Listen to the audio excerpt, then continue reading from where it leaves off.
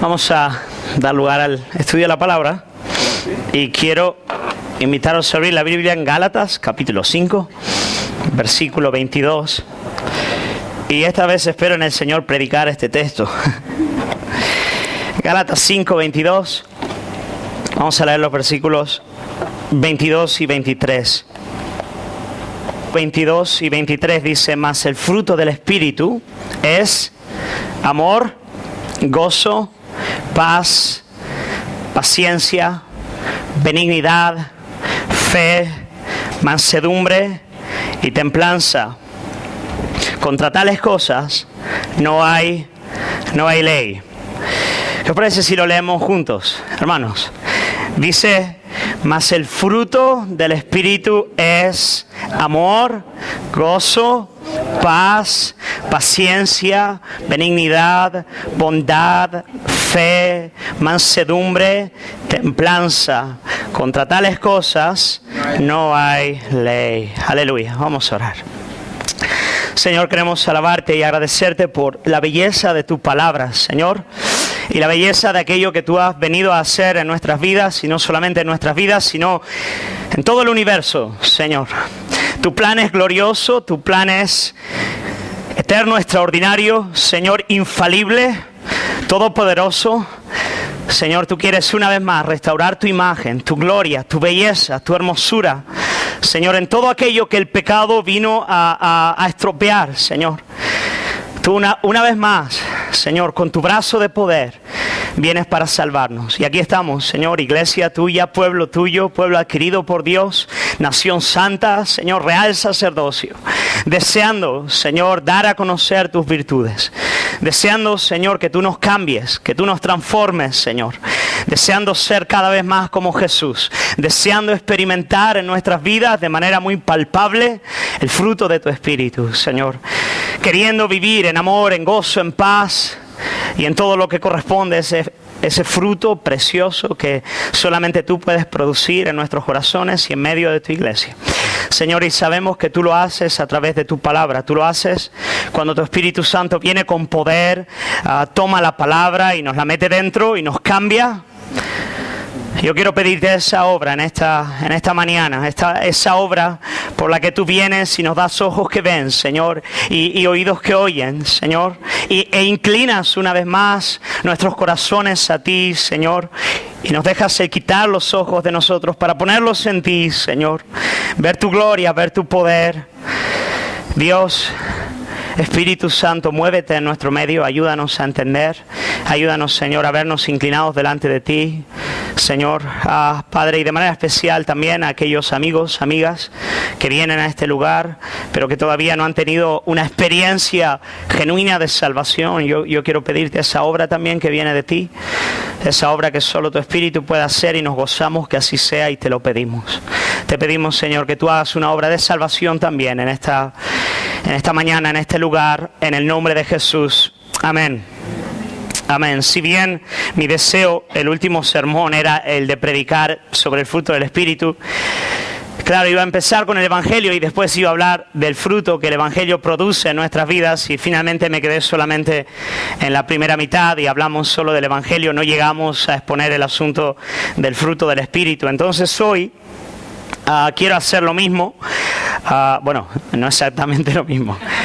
Quiero empezar con el Evangelio una vez más para retomar lo que vimos hace 2 domingos, y a partir de ahí, haciéndolo más breve, quiero hablar sobre el fruto del Evangelio en nuestras vidas, que es lo que hemos leído en el texto, el fruto del Espíritu. Así que voy a hacer nuevamente una breve exposición del Evangelio. Y si alguien en este lugar no sabe qué significa la palabra evangelio, significan buenas noticias y corresponden al gran tema de este libro. Este libro nos habla de buenas noticias acerca de lo que Dios ha hecho y hace para nuestra salvación. Ese es el gran tema de este libro. Y yo quiero hablar de ese tema una vez más brevemente, para después hablar de lo que ese glorioso evangelio, esa obra de salvación, opera en nuestras vidas, por lo menos en términos de la obra del Espíritu Santo, del fruto del Espíritu. Y eso es lo que quiero hacer en esta mañana. Y lo que vimos hace 2 semanas, empezamos viendo que el Evangelio, él es radicalmente diferente a cualquier otra religión que haya en el planeta. El Evangelio es radicalmente diferente a cualquier otra forma de religiosidad que el hombre pueda adoptar. Ya se llame Islam, ya se llame cristianismo, ya se llame humanismo o ya se llame religión a la carta que tú te has montado con un montón de pedacitos de todas partes. El Evangelio es radicalmente diferente a la religión. Y lo que hace al Evangelio ser diferente de la religión es que la religión, básicamente, ella nos dice que el hombre tiene que hacer buenas obras, que el hombre tiene que esforzarse para de alguna manera alcanzar el favor divino. Tú tienes que alcanzar el favor de Dios. La religión te dice, tú eres malo y tú tienes que mejorarte a ti mismo. Cualquier religión. Ella te dice, tú eres malo y tú tienes que levantarte del polvo con la fuerza de tu brazo. ¿Y lo que necesitas para eso? Pues bueno, necesitas algo de educación, necesitas algo de conocimiento, algo de oración, algo de entrega. Y si tú de verdad pones de tu parte, finalmente vas a alcanzar el favor de Dios. De alguna manera la religión actúa de esa forma, ya sea llevándote a una mejor reencarnación o a alcanzar el nirvana o si no alcanzar al Dios del cielo. Pero el punto central de la religión es que tú tienes que esforzarte para ser una mejor persona si quieres que Dios te bendiga y que esté de tu lado, que Él te reciba. Dios, nirvana o ir mejor en el trabajo. Pero el Evangelio es radicalmente diferente. El Evangelio es diferente, muy diferente. El Evangelio, Él nos dice, y esto es lo más importante, que la salvación, ella de ninguna manera reside en el hombre. ¿Vale?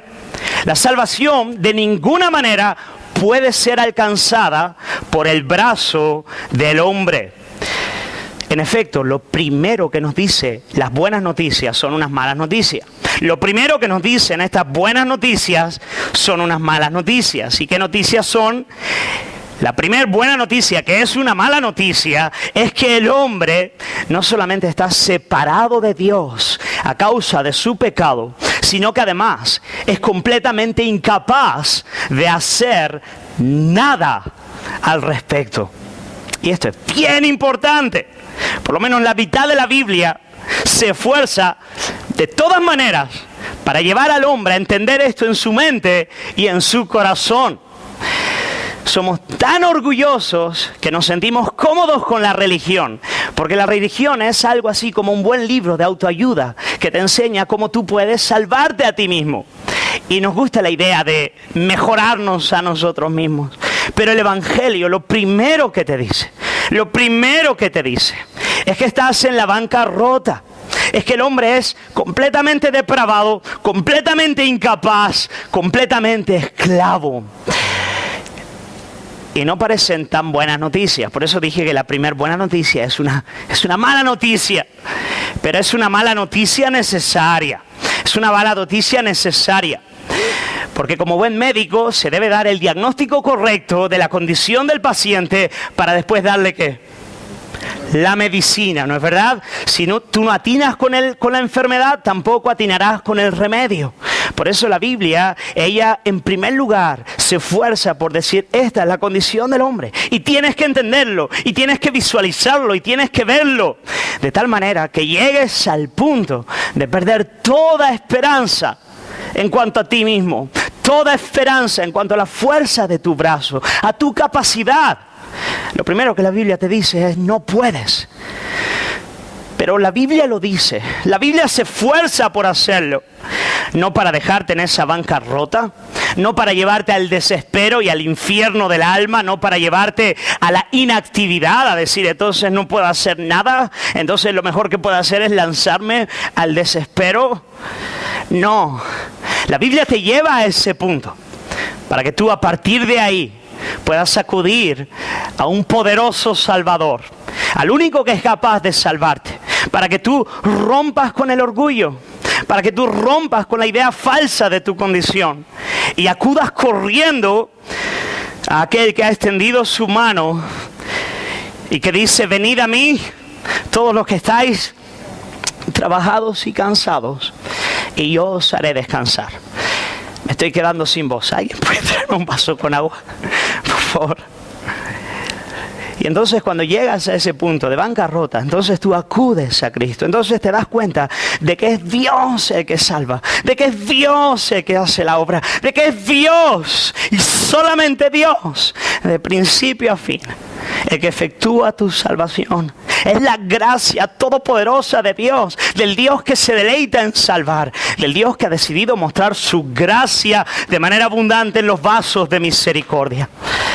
Y tú abrazas esa realidad y tú eres libre. Libre para gozarte en un amor invencible, en un amor todopoderoso, en un amor que te lleva hasta el final. El Evangelio te llama a confiar en la obra de Jesús, en que Él vino a vivir la vida por ti, que Él vino a morir la muerte en tu lugar, Él vino a vivir la vida que tú no podías vivir, Él vino a morir la muerte que tú merecías y mereces morir. Él lo hizo todo a tu favor, ¿lo ves? Somos salvados por la obra de otro. El Evangelio es otro haciendo la salvación a nuestro favor.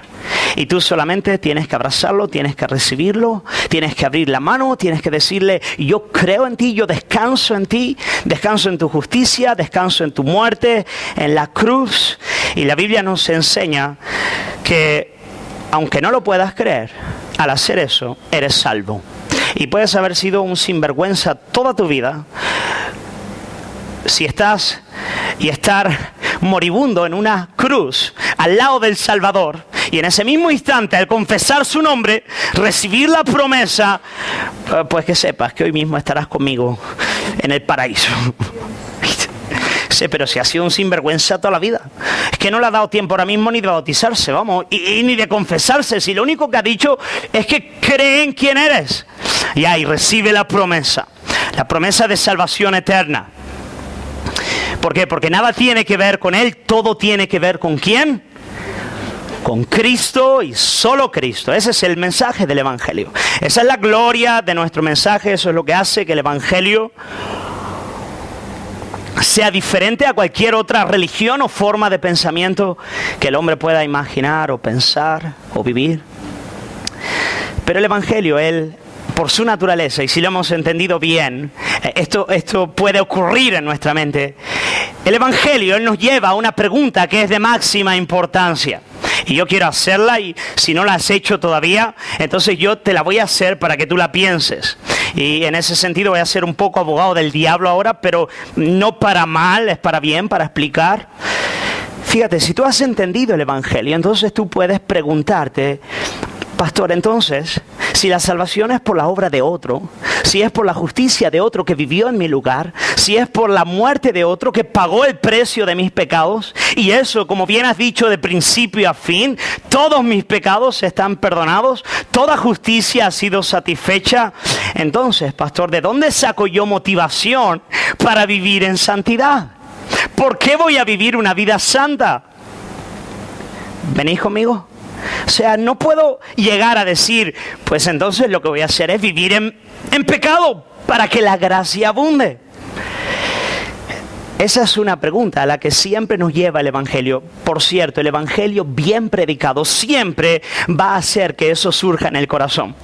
Cuando tú predicas de verdad el Evangelio, con la gracia con G mayúscula, siempre vas a llegar a ese punto en el cual la persona se pregunta: uy, este parece un mensaje peligroso, parece abrir las puertas a que las personas puedan vivir como se les dé la gana.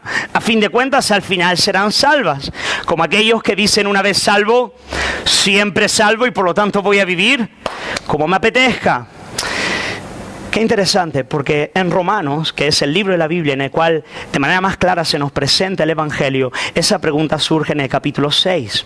Después de que Pablo hace una extraordinaria exposición del Evangelio, se levanta una persona, y no es una persona, Pablo mismo la dice, pero Pablo se imagina a alguien levantándose en medio de la congregación después de haber leído lo que él dice del Evangelio, y una persona preguntando: pero apóstol Pablo, según lo que has dicho, a mí me parece que nosotros entonces podemos seguir viviendo en pecado para que la gracia abunde.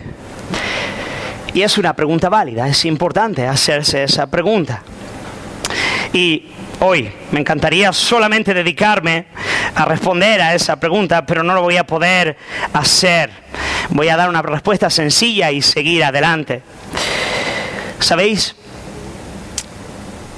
Lo que se llama la gracia barata, lo que he dicho ahora se llama la gracia barata, aprovecharse de la gracia de Dios para vivir en pecado. Parece algo posible, pero no lo es. ¿Sabes por qué?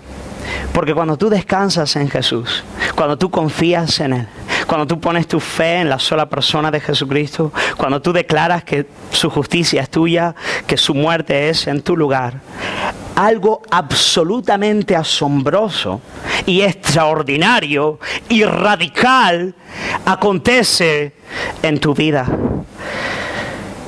Las Escrituras nos enseñan que junto con el perdón y la reconciliación con Dios, el Espíritu Santo viene y nos da lo que la Biblia llama un nuevo corazón. Un nuevo corazón. Nos cambia desde adentro. Cuando tú descansas en Él, Él te cambia el corazón. Extraordinario. Y ya he dado este ejemplo otras veces aquí, pero lo voy a volver a dar para intentar entender lo que estoy explicando hasta el momento, ¿vale? Imagínate que tú vas a una...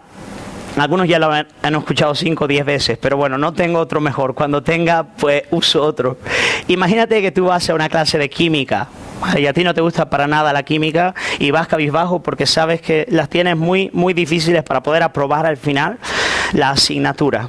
Y te sientas en el primer día de clase y el profesor te dice: muchachos, antes de empezar quiero deciros que todos tenéis un 10. ¿Un 10? Sí, un 10 para todos, pero antes de empezar, antes de empezar. Un 10 para todo el mundo. Y entonces, claro, tú dices, pero profesor, ¿cómo es posible si ni siquiera hemos empezado, no he hecho el examen? No, el asunto es que al final el examen lo voy a hacer yo en vuestro lugar. Así que tenéis el 10. Yo soy el profesor, hago el examen, 10 para todos. Y entonces imagínate que en ese momento tú te preguntas, pues ya está, entonces saldré de aquí y básicamente no voy a estudiar, ¿no es verdad? ¿Para qué voy a estudiar si ya tengo el 10 al final del examen y además no me gusta la química? Pero imagínate si el profesor tuviese la extraordinaria capacidad de cambiar los afectos de tu alma, de penetrar en esos lugares profundos del corazón y poner dentro de ti un amor extraordinario por la química. ¿Te imaginas? Entonces tú saldrías de ese lugar deseando estudiar química, pero no lo harías porque necesitas aprobar, el 10 ya lo tienes. Pero lo harías porque hay un nuevo amor, una nueva pasión. Tú sales de ese lugar diciendo: oh, cuánto amo la química. Ella ha sido mi delicia de día y de noche. Y por la mañana coges tu libro de química, y por la tarde y por la noche, y de madrugada abres el libro de química y vas viendo cómo se conectan las moléculas y tu corazón ama la química. Porque algo extraordinario ha acontecido dentro de tu alma. Esa es la experiencia de todo verdadero creyente con Jesucristo. Tenga que alcanzar su favor porque sabe que lo tiene. La cruz le dice eso todos los días. Pero hay tal pasión en su alma, hay un nuevo corazón, hay un deseo de santidad. Para él la santidad es bella, es hermosa, es deseable, es digna de ser alcanzada. En efecto, el religioso busca la santidad por alcanzar el favor de Dios o por evitar su castigo, pero el creyente, él es alguien que ama la santidad, que la desea en su corazón y por eso corre en pos de ella. Eso es lo que el Señor hace en nuestras vidas. De tal manera, hermanos, si venís conmigo, y voy a dar un pasito más aquí en este punto, de tal manera que no existe verdadero cristianismo sin frutos de santidad. No existe verdadera fe que no produzca obras. No existe verdadera gracia que no derive, que no nos lleve a vivir vidas de verdad santas. No lo hay. Si tú ves a una persona que confiesa a Jesús, pero su vida no ha cambiado, su fe es falsa. Santiago capítulo 2. Es así, absolutamente. Aquel que tiene una fe genuina, esa fe, esa gracia de Dios en su alma, lo cambia. El Espíritu Santo dentro de él lo transforma. Es así. es así. Y lo que el Espíritu Santo hace en nosotros es lo que leemos en el texto. Mas el fruto del Espíritu es amor, gozo, paz, paciencia, benignidad, bondad, fe, mansedumbre y dominio propio, que es lo que significa templanza. Ahora, qué extraordinario. O sea, esto es del todo deseable. O sea, si tú quisieras ser transformado, ¿qué lista elegirías? Tú dirías, yo lo que quiero es tener un corazón que ame, que tenga paz, que esté contento, que tenga dominio propio, que confíe en el Señor, que sea dócil con los demás, que descanse en la gracia, que se domine. Wow, eso es lo que yo quiero en mi vida. Sí, eso es lo que Dios hace en nuestras vidas. Qué ganas de saltar. Pero estoy cansado para hacerlo, así que hoy no lo voy a hacer.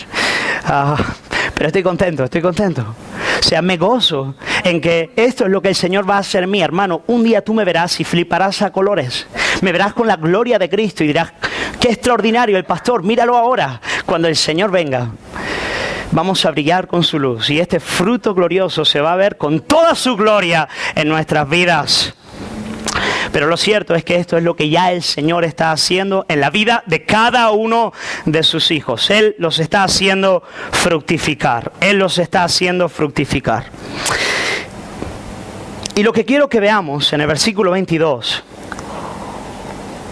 es la metáfora que utiliza el apóstol Pablo para hablarnos de la obra del Espíritu en nuestras vidas. Qué interesante. El apóstol Pablo utiliza la imagen de la botánica. Él nos habla del fruto. Yo quiero detenerme brevemente, o no tan brevemente, en este asunto. Cuando Pablo nos habla de la obra del Espíritu Santo en nuestras vidas, cambiándonos, transformándonos, él usa esta imagen botánica, la imagen del fruto. Y yo ahora quiero apoyarme en uno de mis predicadores favoritos, ¿sabéis? Tim Keller. Y quiero hablar de algunas características de esta idea del fruto, ¿vale? De pensar en la santificación como el fruto, de pensar en la obra de Dios en nuestras vidas como botánica, fruto. Y básicamente quiero ver 4 cosas. El crecimiento del fruto es un crecimiento, en primer lugar, gradual. Vamos a hablar de eso. En primer lugar, es un crecimiento gradual. En segundo lugar, el crecimiento del fruto es un crecimiento inevitable. Es gradual, es inevitable, tiene que acontecer. En tercer lugar, es orgánico, es vivo, es vida que se expresa, es orgánico. Y en cuarto lugar, es simétrico. Y voy a explicar eso llegado el momento. En primer lugar, el fruto es un fruto gradual. Y es importante que el creyente entienda esta realidad. Yo no sé si... si alguna vez lo has hecho, espero que no, pero si tú plantas una semilla y al día siguiente vas a ver cómo va el asunto, seguramente todavía no veas nada. Y además, si quieres tener la capacidad de ver el desarrollo de un tomate, es difícil de hacerlo si el tiempo entero estás evaluando el crecimiento de ese tomate, porque a simple vista realmente no se puede ver el crecimiento del tomate. Pues bueno, lo mismo ocurre en la vida de creyente. Dios lo está haciendo. Hay una obra del Espíritu Santo operando amor, gozo, paz, paciencia, benignidad, bondad, fe, mansedumbre, dominio propio. Pero a simple vista, de buenas a primeras, el desarrollo nos parece muy imperceptible, ¿no es verdad? No lo terminamos de ver. Y es importante para que no desmayemos en el proceso, no tengamos falsas expectativas, reconocer que el fruto que el Espíritu está operando en nuestras vidas es un fruto gradual, un fruto que no se va a reconocer en un día, pero ciertamente se va a ver en un periodo de tiempo. Y por regla general, después que pasan algunos años, viene una circunstancia difícil a tu vida y tú piensas, ostras, si esto me hubiese pasado 5 años atrás, hubiese sido un desastre. Por cierto, llevaba una hermana a su casa esta semana y me dijo literalmente eso. Me dijo, pastor, usted no sabe lo que Dios ha hecho en mi vida. Ahora mismo estoy viviendo una serie de complicaciones que en otro momento me hubiesen puesto de cabeza. Pero ahora mismo hay una paz, amor, gozo, paz de Dios, que es fruto de su obra en mi vida. Por lo tanto, yo quiero animarte a no tener expectativas falsas en ese sentido. El fruto es gradual, es imperceptible. Hay creyentes que están el tiempo entero esperando el boom traumático que me cambie, el boom traumático, la revelación todopoderosa que me haga una mejor persona. Hermano, ese boom llegará. Sí, llegará, sí. Pero cuando llegue, estarás en la presencia del Santo por toda la eternidad. Hasta que no llegue ese boom, el crecimiento será gradual. Y yo te lo voy advirtiendo. Hay momentos. Fíjate, así como el fruto, la vida cristiana también tiene diferentes estaciones. Hay momentos donde se crece rápidamente, hay momentos de poda, hay momentos de sequedad y hay momentos de crecimiento nuevamente. Y si tú quieres una vida madura, saludable, santa y gozosa en el Señor, yo quiero animarte en el nombre de Jesús a someterte al trato divino, a aceptar que Dios trabaje de esa forma y a estar bien contentito con que Dios haya establecido trabajar gradualmente. Y sabes, Dios tiene planes al actuar de esa manera. Dios tiene planes al trabajar en nuestras vidas en un proceso lento. Yo quiero leeros un boletín que escribí para la iglesia ya hace algún tiempo, en el cual titulé Un proceso lento. Uf, todo un título para nuestra generación. Un proceso lento, ¿no? Gloria al Señor, me compro el libro, ¿no? Imagínate, lanza el libro. Un proceso lento, buscando la santificación que viene, ¿no? La santidad de Dios, ¿no? Y dice, nadie lo compra, realmente. Sería un desastre. Pero la verdad es que un proceso lento. Y puse lo siguiente. En el proceso de la santificación muchas veces nos preguntamos ¿por qué el Señor no me libra de este o de aquel pecado de una vez por todas? ¿Por qué son recurrentes estas pasiones tan contrarias a mi deseo de honrar a Cristo? Para aquellos que estén luchando con desánimo y tengan la tentación de abandonar esta lucha por la santidad, aquí van algunas de las razones por las que Dios permite que sea así. O sea, razones por las cuales el proceso es lento, la lucha es recurrente. La primera, y esta me encanta, hay algunas virtudes de carácter que no serían desarrolladas si no existiera el proceso y si no fuera lento. Hay algunas bellezas de Cristo que Él quiere formar en ti y en mí, que no se formarían, perlas hermosas que no se formarían si el proceso no fuese lento, paulatino. Me refiero a virtudes tales como, y nos encantan, la paciencia, la longanimidad, la mansedumbre y la humildad. Fíjate, todas esas cosas solo se desarrollan en un proceso lento de lucha continua, llevando una carga todos los días. Paciencia, longanimidad, mansedumbre, humildad. Por eso Dios lo hace. Y esas son cosas hermosas, son las que brillan en las personas, de verdad. Yo quiero llegar de viejo de esa manera. Cuando tenga la edad de... Estas, entre otras virtudes,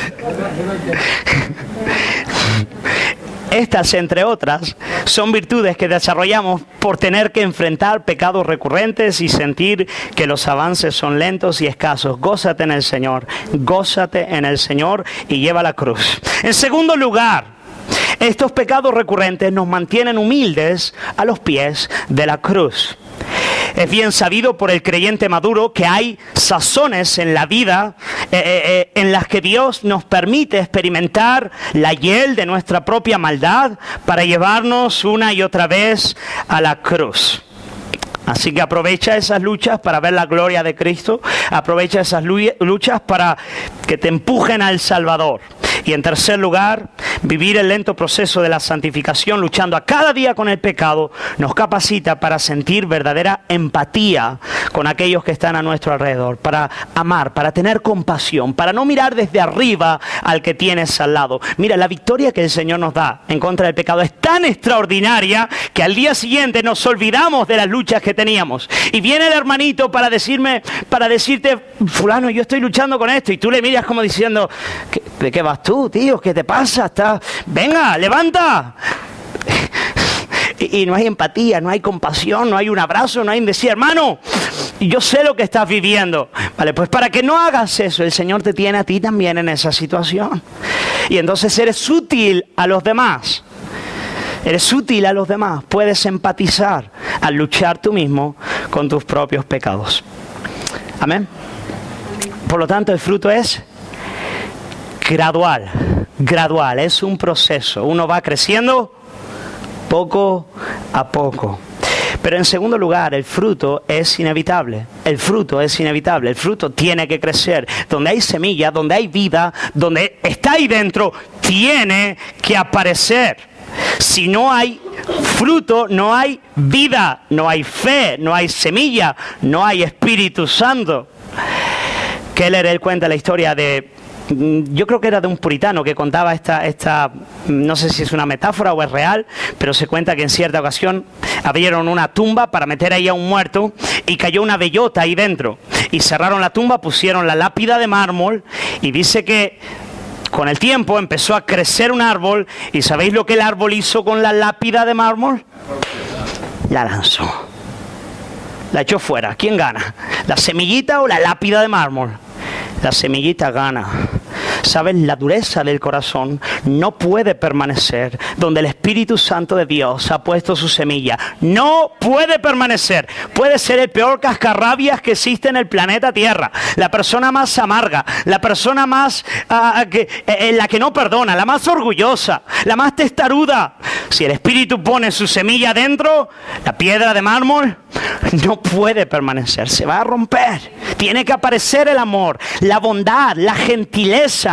Tienen que venir, porque el Espíritu está operando su vida ahí adentro.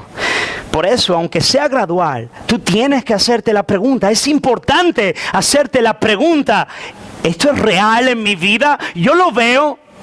Porque, hermanos, yo veo a creyentes o supuestos creyentes que después de 10, 15 o 20 años siguen igual. Siguen con los mismos rencores, con las mismas cuestiones, con el mismo orgullo. Y yo me pregunto, ¿qué está ocurriendo ahí adentro? Parece que hay un problema grave ahí adentro. Realmente no hay vida de Dios en el alma. Si hay obra del Espíritu, si Él está actuando, tiene que aparecer, tiene que haber vida. El fruto se tiene que expresar. Por lo tanto, es gradual, es inevitable, tiene que estar. En tercer lugar, es orgánico. ¿Y a qué me refiero con eso? Me refiero a que es el cambio que el Espíritu opera en nosotros no es superficial, no es mecánico, no es artificial. Es un cambio de vida, un cambio desde adentro, un cambio de verdad, genuino, que te cambia el alma. La semilla se mete dentro y una vida aparece. Tú puedes ir a un psicólogo para que te ayude a controlar tu mal temperamento. Tú puedes intentar leer buenos libros de autoayuda y disciplinarte, y si eres una persona de un orgullo fuerte y un carácter importante, vas a dar progresos para quitarte este o aquel vicio de la vida. Pero un cambio en el alma que te lleve a amar de verdad, eso solo el Espíritu Santo lo puede producir.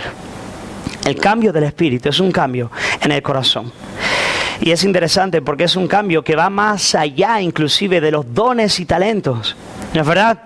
A veces uno piensa ser espiritual es tener muchos dones, muchos talentos, saber predicar, saber comunicar, servir. Pero no, fíjate lo que nos dice Gálatas sobre el fruto del Espíritu. El fruto del Espíritu son cuestiones de carácter, amor, gozo, paz. Va más allá de servir a Cristo o al prójimo. Va más allá de los dones, por muy extraordinarios que sean.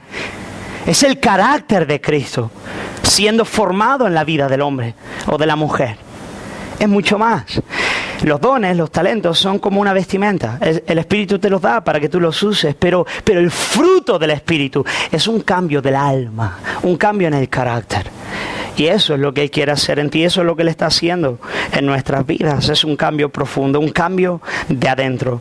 En 1 Corintios 13 dice el apóstol Pablo: si yo hablase en lenguas humanas y angélicas, si no tengo amor, nada soy. Como címbalo que resuena, nada soy, de nada me sirve. Eso es lo que Él quiere hacer en ti. Ahí tienes que poner la mirada, ahí tienes que poner la mirada. ¿Cuántas veces he orado, hermanos, diciéndole al Señor: Señor, no tengo gran interés en los dones que tú puedas dar. Señor, no sé lo que tú vas a hacer, pero por el amor de Dios, haz esto en mi vida.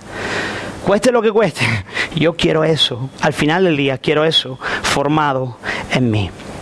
Por lo tanto, hermanos, es gradual, es un crecimiento inevitable, es orgánico y finalmente es un crecimiento simétrico. Y aquí voy a ir un poquito más rápido. Es interesante que en el texto Pablo no nos dice los frutos del Espíritu, ¿no es verdad? No nos dice los frutos del Espíritu. Él dice el fruto del Espíritu. Fíjate, es el fruto que está compuesto por todas estas características. De manera que en aquel que el Espíritu está operando, todas estas cosas están actuando conjuntamente. Y me dirás por qué eso es importante. Eso es importante para diferenciar el fruto del Espíritu de lo que puede ser una característica natural de una persona. Hay personas que tú las ves y dices, qué mansas son. De verdad, las ves y desde pequeñitas realmente son mansas, son tranquilas, las ves ahí. Pero después te das cuenta de que son completamente temerosas. No hay fe. Hay una aparente mansedumbre, pero no hay fe. Hay personas que tú las ves y, por ejemplo, son súper alegres, súper joviales con todos los demás. Pero después te das cuenta de que no hay paz en el alma. Son cuestiones del carácter. Cuando el Espíritu está obrando, Él obra todas las cosas. Es verdad, cada uno de nosotros, por varias cuestiones, parece que vamos mejor en unas que en otras. Pero de alguna manera, todo tiene que estar actuando en la vida de aquel en quien el Espíritu Santo está operando. Es el fruto del Espíritu, que son todas estas cosas. Entonces tienes que ver en tu vida y decir, uy, eso está ocurriendo, excelente, gloria al Señor. Pues muy bien, iglesia, tengo que preguntarte si eso es real en tu vida, si tú ves el fruto, si tú ves que eso está aconteciendo en ti, si tú ves que todas estas características se están formando en ti. Es bien importante que yo te pregunte. Me gustaría responder a una pregunta que es bien importante. Tal vez alguna persona en este lugar diga, pastor, a mí me gustaría crecer en eso.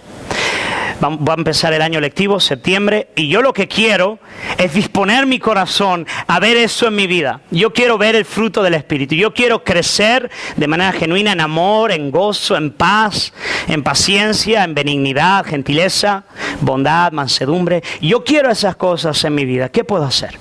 ¿Puedo hacer algo para crecer en este asunto? ¿Hay algo que yo pueda hacer para ver el fruto del Espíritu desarrollándose en mi vida? Yo quiero decirte, para la gloria del Señor, sí. Hay cosas que puedes y debes de hacer. Y si no las haces, no hay fruto. ¿Vale? Y te las quiero decir y quiero animarte a hacerlas para que puedas ver estas cosas aconteciendo en tu vida de manera profunda, constante, eficaz, si eres un creyente. En primer lugar, y son muy sencillas, pero muy importantes. Ponte algunas metas. Septiembre, 1. En primer lugar, incrementa tu lectura bíblica en espíritu de oración. Eso es lo primero. Iglesia, incrementa tu lectura bíblica en espíritu de oración. Lee la Biblia orando. Ora leyendo la Biblia constantemente. Es por medio de la palabra del Señor que el Espíritu Santo opera su fruto en nuestras vidas. Así que yo quiero animarte a darle media vuelta más, ¿vale? Media vuelta más. Se incrementa. Hay más que se puede hacer. Yo sé que lo hay. En mi vida lo hay. Yo quiero animarte a llenar tu mente de los pensamientos de la palabra. Meditar en ella. Orando y diciéndole, Señor, dame la gracia de entender. Dame la gracia, Señor, de ser renovado en mi entendimiento para ver cuál es tu buena voluntad, experimentarla, Señor, para crecer. En primer lugar, yo quiero animarte a hacer eso. Solamente cuando tenemos una vida enfocada ahí en la palabra, en la meditación, en la oración, podemos ver la realidad y la fealdad del pecado, la belleza de Cristo, la esperanza de gloria, al Dios que está a nuestro favor. Yo quiero animarte en el nombre del Señor a realizar eso. En segundo lugar, quiero animarte de todo corazón a luchar contra el pecado, a luchar contra toda forma de pecado. Hermano, mortifica, usando las palabras de Pablo, la carne. Hay cosas que no convienen, hay cosas que tienes que quitarlas. Pues hazlo, quita las espinas, deja que la semillita esté bien para crecer. Hay a veces costumbres, hay hábitos que tienen que ser arrancados de nuestras vidas. Hay pérdidas de tiempo, hay programitas en la televisión, hay charlitas, hay compañías que pueden salir. Y si salen cosas sencillas, ¿sabes? El sabio cae por la pequeña mosca. El buen perfume se estropea por una pequeña mosca. Las quitas y a veces la vida dispara. Yo quiero animarte a pensar en esos términos, lucha en contra del pecado. En tercer lugar, practica la comunión con los hermanos y el amor al prójimo. Practica la comunión con los hermanos y el amor al prójimo. Algo que es absolutamente bíblico es que el proceso de santificación es un proceso comunitario. Nadie crece en el fruto del Espíritu si no está amando a su prójimo, si no está en comunión con su hermano, si no abre su casa para tener a gente alrededor de la mesa, para hablar de la palabra, para orar y para dar testimonio de la fe. En un monasterio nadie se hace como Cristo. Ese es un gran engaño. Si yo quiero animarte a dar pasos en esa dirección, a seguir dando pasos en esa dirección. Practicar la comunión. Sigue, adelante, hermano. Hay gente a la que amar. Hay gente a la que servir. Sigue. Eso, nada mejor que servir a los más difíciles para ser como Cristo. Nada mejor que eso. Y en último lugar, quiero animarte a mirar a Cristo. A mirar a Cristo.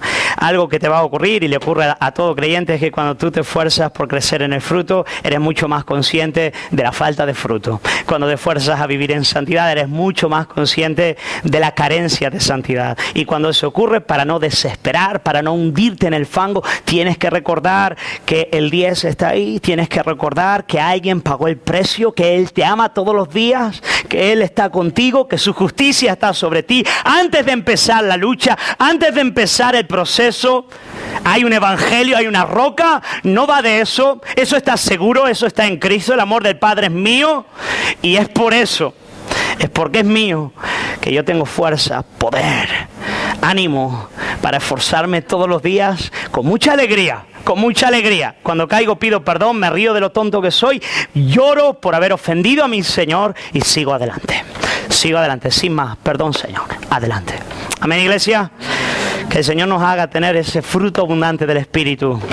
Amén. Vamos a pedírselo al Señor. Quiero animarte a pedírselo al Señor. Dile, Señor, yo quiero ser así. Yo quiero que cuando la gente, mis vecinos, mi gente del trabajo, de los estudios, la gente aquí de Granada nos vea, pueda ver cada vez más a Cristo, pueda ver el amor de Cristo en nuestras vidas. Señor, te damos gloria por tu palabra. Te agradecemos, Señor, por una vez más poder exponernos a ella, Señor. Dios mío, gracias por esa obra extraordinaria de la cruz. Señor, gracias por haber cancelado nuestros pecados, pero también gracias por darnos poder para vivir en santidad. Señor, gloria a tu nombre por eso. Gracias por el 10, pero gracias también por esa semilla que tu Espíritu implantó, Señor, ese nuevo corazón, Padre. Dios mío, yo quiero pedirte que des nuevo vigor, nuevo ánimo a tu iglesia para hacer germinar estas semillas, Señor, para cultivarlas, Señor. Oh Dios, que mi hermano, que yo mismo, Señor, podamos salir de este lugar con el ánimo renovado de lo que tú puedes hacer, Señor, en nuestras vidas, en Granada, en los pueblos de alrededor. Oh Señor, si hay una iglesia, Dios, que no por sus dones, Señor, no por sus talentos, no por su capacidad en el servicio, Señor, no, Señor, por su carácter, por el carácter de Cristo, por el amor alrededor de la mesa, Señor. Oh Dios, una iglesia que de verdad crece en eso, Señor, lo que pueda hacer en un mundo oscuro como el nuestro. Señor, yo quiero pedirte que tú lo hagas en mi hermano, lo hagas en mí. Sigas haciendo ese proceso gradual en nuestras vidas. No queremos conformarnos, dejamos lo que queda atrás, Señor. Estamos contentos, pero queremos proseguir a la medida de la estatura, de la perfección de ese varón perfecto que es Cristo. Ahí queremos llegar. Como dice el salmista, no estaré satisfecho hasta que no despierte a tu semejanza. Señor, perdona nuestra negligencia. Señor, si hay personas en este lugar que hoy tal vez se den cuenta y digan, yo no veo fruto en mí, no fruto permanente, no fruto, Señor, no fruto que esté realmente, Señor, cambiando de carácter. Yo quiero pedirte que les des convicción, que les lleves, Señor, una vez más al Evangelio, Señor, y que pueda haber experiencia genuina de salvación. Padre, te damos gloria por tu palabra, te damos gloria por este tiempo que tenemos como iglesia juntos, Señor. Y oramos juntos en el nombre de nuestro Señor y Salvador Jesucristo. Amén. Amén, iglesia. El Señor os bendiga.